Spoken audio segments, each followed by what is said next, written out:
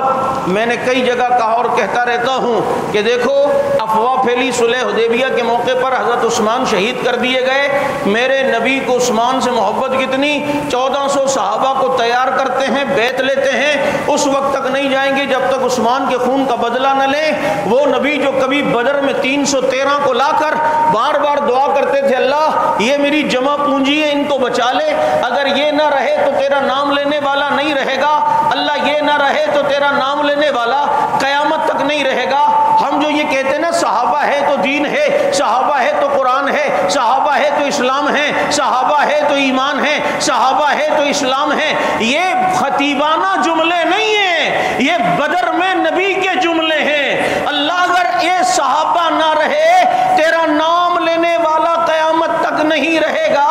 پتہ چلتا ہے صحابہ کی عزت رہے گی تو دین کی عزت رہے گی، صحابہ کی ناموس محفوظ رہے گی، دین کی ناموس محفوظ رہے گی، صحابہ پر اعتماد رہے گا تو اس شخص کو کلمہ، نماز، روزہ، حج، زکوٰۃ، قرآن تلاوت یہ سب چیزیں ملیں گی۔ اگر صحابہ دل میں نہیں، دین نہیں آ سکتا۔ یہ نبی نے فرمایا 313 کو کبھی لا کر صحابہ کے لیے اتنے فکر مند ہیں، لیکن آج عثمان کے لیے اپنی جان دینے کے لیے بھی تیار، 1400 صحابہ کی جان دینے کے لیے بھی تیار ہیں۔ پیغمبر خود اٹھتے ہیں، بیعت لیتے ہیں، اور 1400 صحابہ جب عثمان کے لیے بیعت لے رہے ہیں تو قرآن کی آیت نکل آئی، قرآن کی آیت نازل ہوتی ہے، لقد رضی اللہ عن المؤمنین اذ یبایعونک تحت الشجرہ۔ محبوبہ یہ جتنے بھی عثمان کے لیے بیعت کر رہے اللہ سب سے راضی ہو گیا۔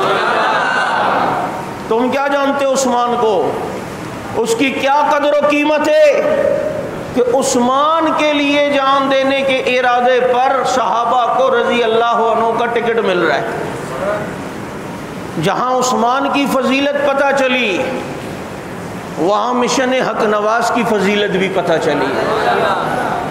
کہ ایک عثمان کے لیے جان دینے کا ارادہ کرو تو رب راضی ہوتا ہے، اور 1,44,000 کے لیے جانے دینے کے لیے تیار ہو رب راضی نہیں ہوگا؟ بولو راضی ہوگا یا نہیں؟ یہ عثمان بن عفان رضی اللہ تعالیٰ عنہ